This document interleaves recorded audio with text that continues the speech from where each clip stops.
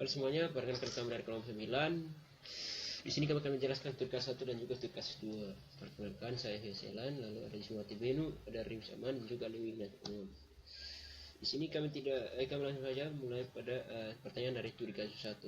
Yaitu pertanyaan nomor 1 adalah susunlah jadwal olahraga selama 2 hari dalam seminggu bagi 5 temanmu dengan syarat setiap orang melakukan jenis olahraga dan berbeda satu sama lain.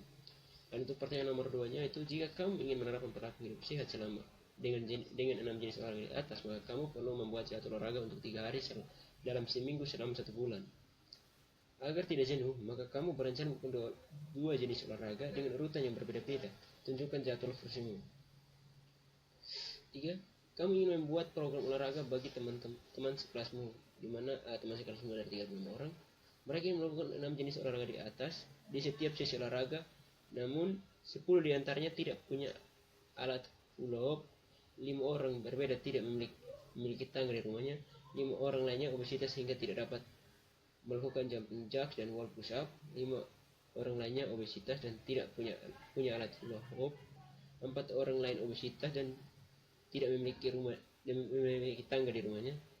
Dengan prinsip inklusi dan eksklusi, berikan opinimu. Baik, misalnya untuk contoh 1 yang pertama yaitu untuk 6 jenis olahraga yaitu adalah jalan cepat di sekitar halaman rumah atau di dalam rumah selama 30-45 menit per hari. Lalu ada naik turun tangga di rumah selama 10-15 menit. Lalu ada bermain hula hoop. Lalu yang keempat ada wall push up, lalu ada squat dan juga jumping jacks. Nah, di sini tabel yang kami buat itu berupa nama lalu hari. 2 hari dalam melakukan olahraga. Di sini hari yang kami pilih semuanya itu sama, yaitu hari Senin dan hari Jumat.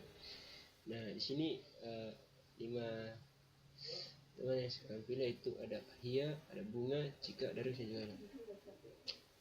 Nah, untuk hari Seninnya itu Hia melakukan jalan cepat dan juga squat di hari Senin. Lalu untuk hari Jumatnya dia melakukan naik tangga dan juga hula hoop. Lalu untuk Bunga di hari Senin dia melakukan naik tangga lalu wall push up. Lalu untuk hari Jumatnya dia melakukan jalan cepat dan juga jumping jacks.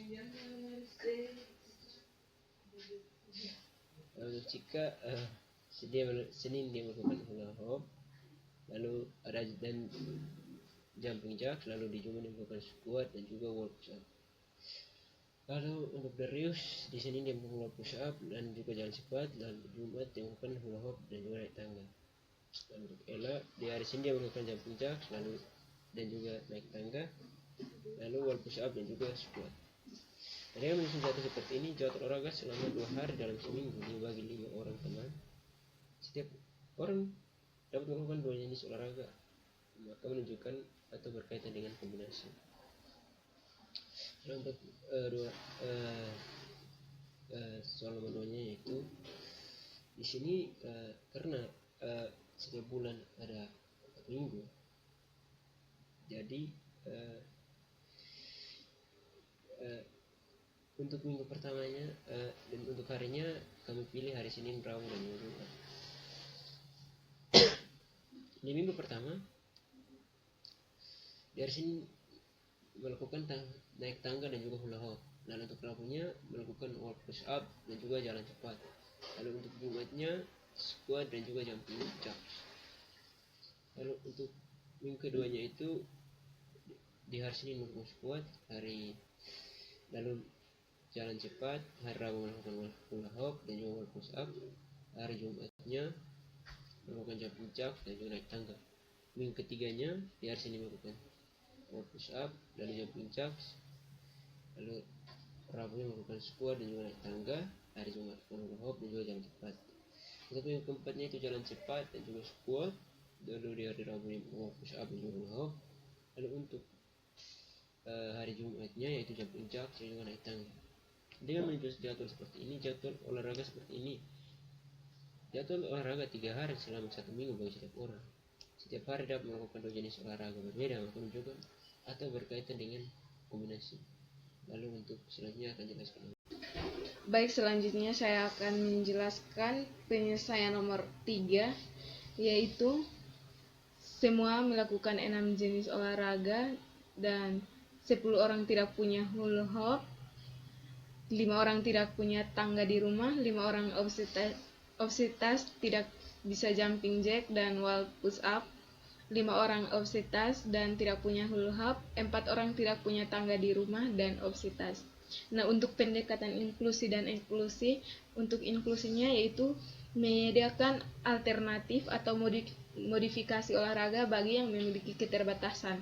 Nah, eksklusinya yaitu memastikan semua orang dapat berpartisipasi sesuai kemampuan masing-masing. Untuk contoh programnya, pemanasan itu jalan di tempat atau peregangan ringan selama 5 menit.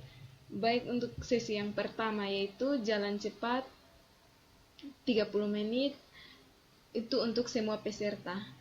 Untuk naik turun tangga 10-15 menit itu kecuali yang tidak punya tangga bisa diganti dengan latihan kardio ringan seperti marching in place. Untuk sesi yang kedua yaitu hula hoop itu selama 10 menit itu dilakukan bagi yang tidak punya hula hoop bisa melakukan gerakan senam ringan atau circle. Untuk wall push up itu 3 set repetisi sesuai kemampuan. Itu untuk yang obesitas bisa melakukan incline push up dengan tangan bertumpu pada dinding atau kursi.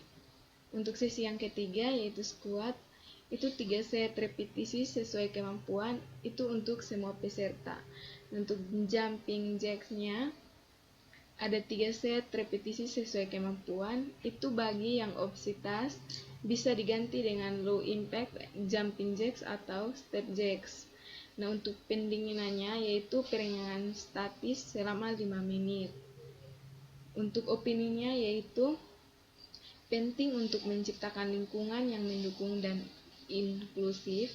Modifikasi latihan harus disesuaikan agar tetap efektif dan aman bagi semua peserta. Perhatikan kondisi fisik dan keterbatasan masing-masing individu agar program ini dapat diikuti dengan nyaman dan memberikan manfaat kesehatan yang optimal.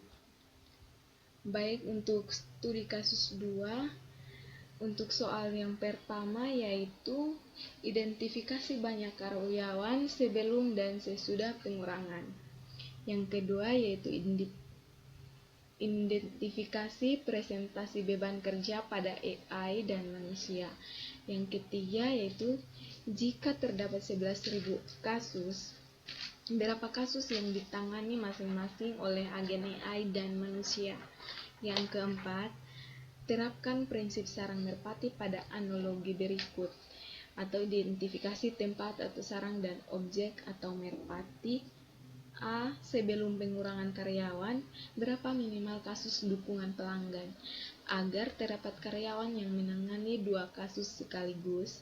B. Sebelum pengurangan karyawan, jika terdapat 10.002 kasus dukungan pelanggan, berapa minimal karyawan yang menangani tepat 2 kasus. C. Setelah pengurangan, jika agen AI terjadi error sehingga tidak dapat digunakan, dari 10.002 kasus, berapa banyak kasus yang ditangani oleh setiap karyawan. D. Setelah pengurangan, jika agen AI dapat digunakan optimal, dari 10.002 kasus, berapa banyak kasus yang ditangani oleh setiap karyawan. Adakah karyawan yang tidak menangani kasus? E. Apakah setelah pengurangan karyawan, beban kerja manusia berkurang? Berikan penjelasanmu.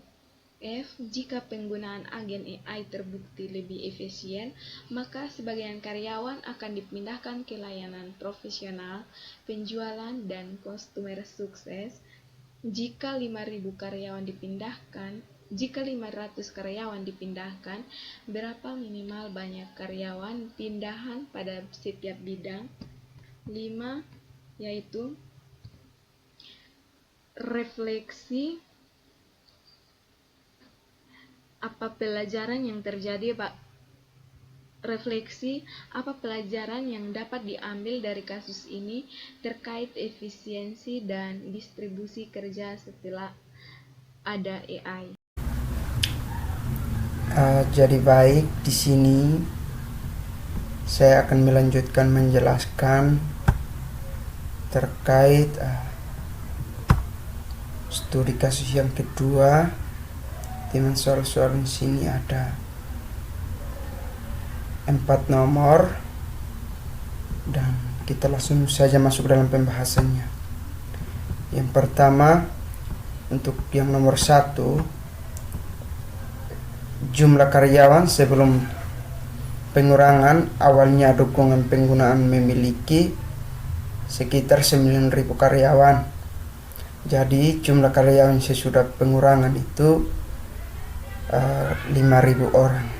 Kemudian yang kedua itu beban kerja yang ditangani oleh AI itu 50% dan beban kerja yang ditangani oleh manusia itu 50%. Kemudian yang ketiga, jika terdapat total 11 kasus, maka pembagiannya adalah kasus yang ditangani oleh agen AI, di mana 50% kali 11.000 kasus sama dengan 5.500 kasus yang ditangani oleh manusia, dan 50% kali 11.000 kasus sama dengan 5.500 kasus.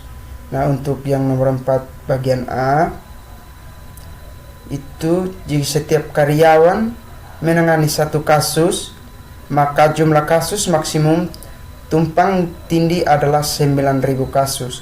Minimal jumlah kasus agar ada karyawan yang menangani 2 kasus, yaitu 9.000 tambah 1 sama dengan 9.001 kasus. Kemudian untuk yang bagian B, jika C sama dengan 10.002 dan N awal sama dengan 9.000, berapa minimal karyawan yang menangani tepat 2 kasus? Jadi sisa kasus setelan memberi 1 kasus setiap karyawan. Sisanya sama dengan 10.002 kurang 9.000 sama dengan 1.002. Maka minimal 1.002 karyawan yang menangani 2 kasus. Kemudian nomor 4 bagian C, setelah pengurangan nakir N akhir sama dengan 5.000, AI error atau tidak dipakai, dan C sama dengan 10.002, berapa banyak kasus siap karyawan? Diketahui setelah pengurangan karyawan itu 5.000 orang, jadi kasusnya itu 10.002. Untuk AI error semua ditangani manusia, maka 10.002 dibagi dengan 5.000 sama dengan 2004. Jadi setiap karyawan yang menyetor sekitar 2 kasus dan beberapa menangani 3 kasus, atau karena tidak bisa dibagi rata. Kemudian nomor 4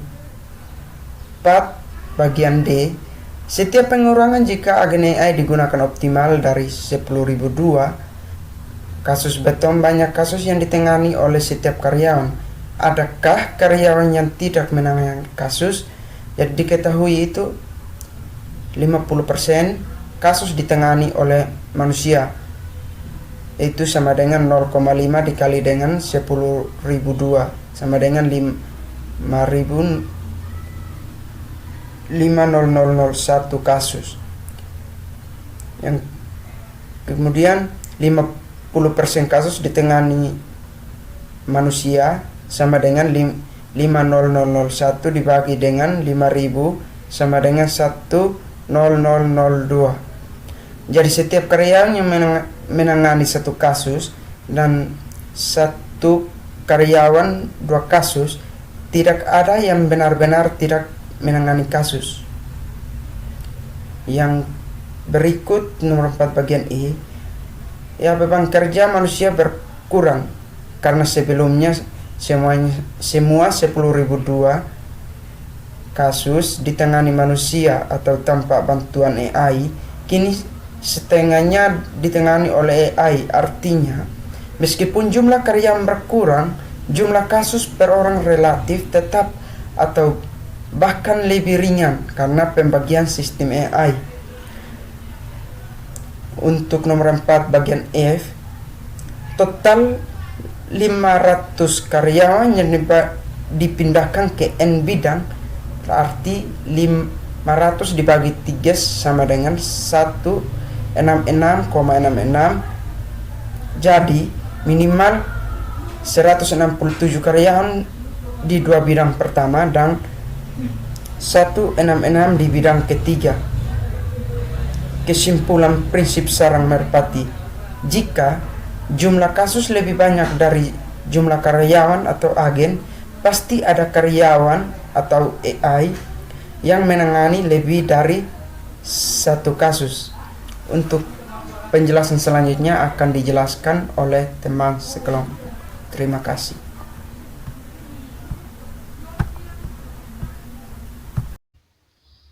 Baik, yang berikut saya Ali Inayat Nopenuam akan menjelaskan bagian E. Bagian E-nya itu ya, beban kerja manusia berkurang karena sebelumnya semua 10.002 kasus ditangani manusia tanpa AI, kini setengahnya ditangani oleh AI. Artinya, meskipun jumlah karyawan berkurang, jumlah kasus per orang relatif tetap atau bahkan lebih ringan karena pembagian sistem AI.